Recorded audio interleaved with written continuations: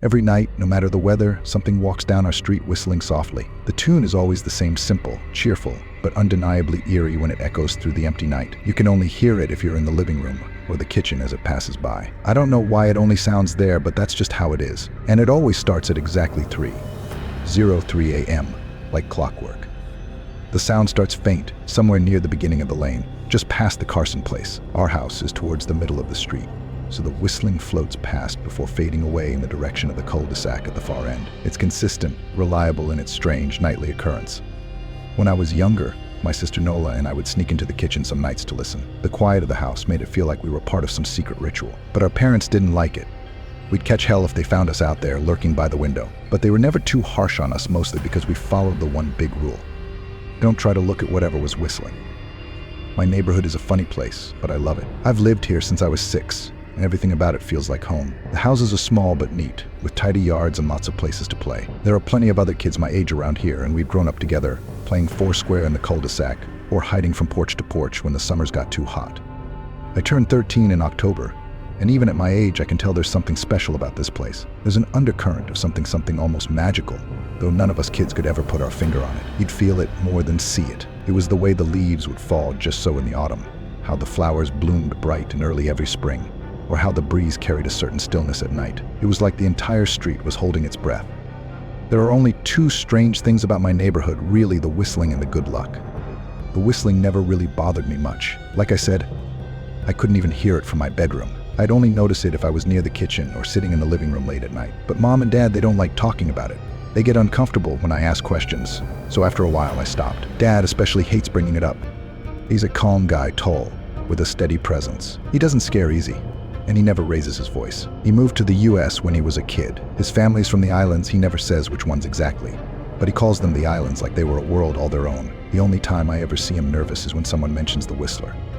Whenever the subject comes up, he talks faster, his eyes darting around like he's waiting for something to jump out at him. He always tells us not to think about it too much and to remember the big rule: never, ever try to look outside when the Whistler passes. It wasn't like we could, even if we wanted to. Every window in the house has thick canvas shutters on the inside, heavy, dark material that pulls down from the top of the frame. Each one has a small lock at the bottom, no bigger than the one on a diary. Every night before bed, Dad goes around locking those shutters. He keeps the keys in his room, tucked away somewhere only he knows. Sometimes I wonder if even Mom knows where he keeps them. I don't know what Mom thinks about the whistling.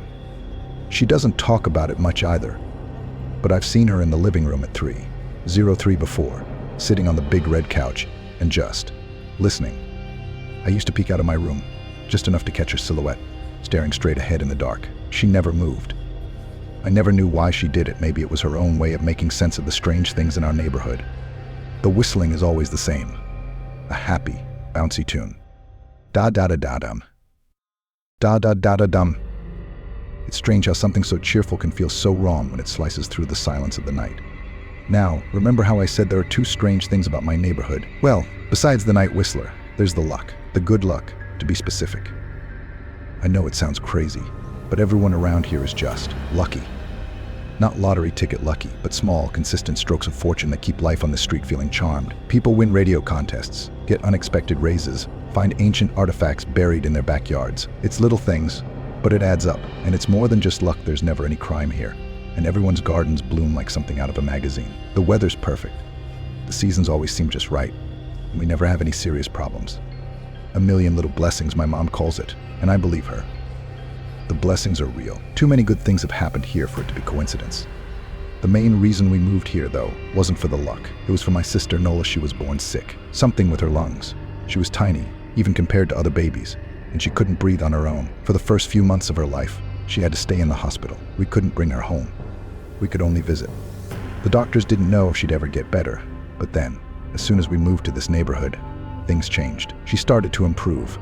It was slow at first, but soon enough she was breathing on her own. The doctors couldn't explain it, but we didn't need them to. We knew what it was. Another little blessing. So we stayed, despite the oddities, despite the one rule we could never break. It wasn't long before we realized that for every blessing we received, something bad could happen if the rules weren't followed. There was a balance. The good came with the bad. And the bad, well, the bad could be very, very bad. The day we moved in, the neighborhood's welcoming committee came by, 4 of them, all smiles and polite conversation. They brought a macaroni casserole, a gift basket, and a manila envelope. I was too young to understand it at the time, but now I know that envelope wasn't just a welcome gift, it was a warning. I managed to overhear bits and pieces of their conversation with my parents. They told them how nice the neighborhood was, how friendly everyone was, and how lucky people seemed to be here, and then they told them about the whistling. How it happened every night at exactly 3:03, how it would never harm us, as long as we didn't look. This part they emphasized. People who went looking for the source of the whistle, the committee warned, always had their luck change, drastically. They showed my parents the contents of the envelope newspaper clippings, stories of accidents, ruined lives, families torn apart. I remember hearing the head of the committee tell my dad, "Not everyone who looks dies, but the light goes out of them. Even if they live, there's no light left in them, no presence." I didn't understand what he meant at the time, but I do now. My mom was skeptical at first. She even got angry, accused the committee of playing some sort of cruel prank on us, but Dad, he understood. He had grown up hearing stories like this from his own mother, stories of strange things that walked among us. Some were good, some were bad, but most were just different.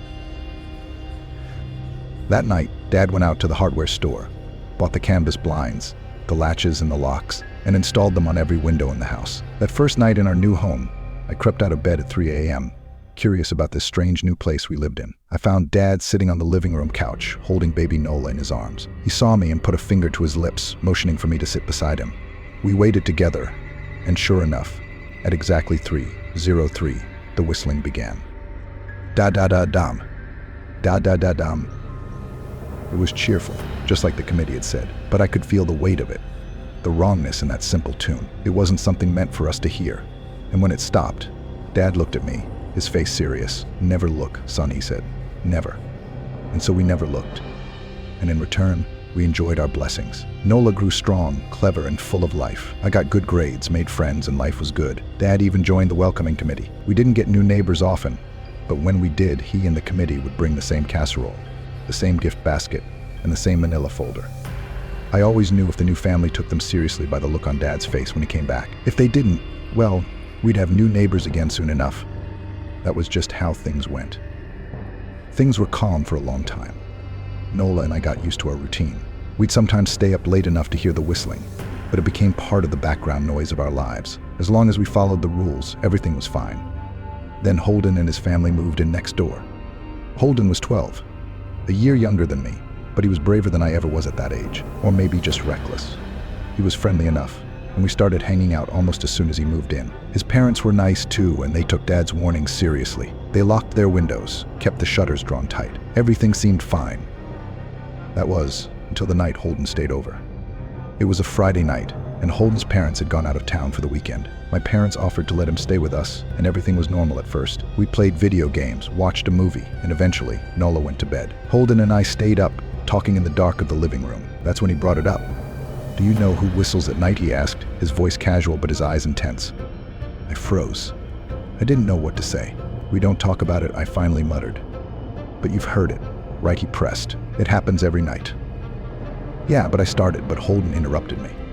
"I stole the key from your parents' room," he said, pulling a small brass key from his pocket. My heart sank. He wasn't supposed to have that. "No way," I whispered, my stomach twisting. "You need to put that back. You can't." Holden grinned, but there was something off about it, something wild. "I just want to see. Don't you want to know? Don't you want to see what's out there?" "No," I said quickly, standing up. "You don't understand. You can't." Before I could stop him, Holden darted to the window. His hand was on the lock. I reached out to pull him back, but just then, the whistling started. Da-da-da-da-dum. Da-da-da-da-dum. It was louder than I'd ever heard it before. It seemed to fill the room, pressing against the walls, the windows. My chest felt tight, my heartbeat pounding in my ears. "Holden, stop," I shouted, but it was too late. He unlocked the blind and yanked it open. Everything happened in slow motion. Nola, who must have woken up at the sound of my shouting, appeared in the hallway, her wide eyes catching mine just as the blind snapped open. The whistling stopped. Just like that, silence. Thick and oppressive. Holden stood frozen, staring out the window. I didn't look. I couldn't. I squeezed my eyes shut, grabbed Nola, and held her tight, pulling her away from the living room. She was trembling, but I didn't dare let go. We huddled together in the corner of the hallway, waiting, not daring to move. And then it started. The knocking. First on the front door, Then, the back. A rhythmic, tapping sound that seemed to come from everywhere at once. It moved from window to window, wall to wall, the sound growing louder with each pass. Holden was sobbing, his breath coming in ragged gasps. "I'm sorry," he kept repeating. I'm sorry. But the knocking didn't stop. I don't know how long it went on. It felt like forever. Eventually, the first light of dawn crept through the cracks in the shutters, and the knocking stopped as suddenly as it had begun. When I finally opened my eyes, Holden was still standing by the window, pale as a ghost, his hands shaking. The blind was down again, but the damage had been done. He had looked. His parents came back that morning, and within a week, they were gone, moved away without a word. Holden never said goodbye. I never saw him again. And that was that. We still hear the Whistler every night at 3:03. The tune never changes. We still lock the shutters tight, and Dad hides the key in a new place every night. He says it's just in case someone gets the idea to look again. But no one does. Not anymore. I used to think about Holden sometimes, wonder where he ended up, if he and his family were okay. But after a while, I stopped. Some things are better left alone. Some things you just don't need to look for.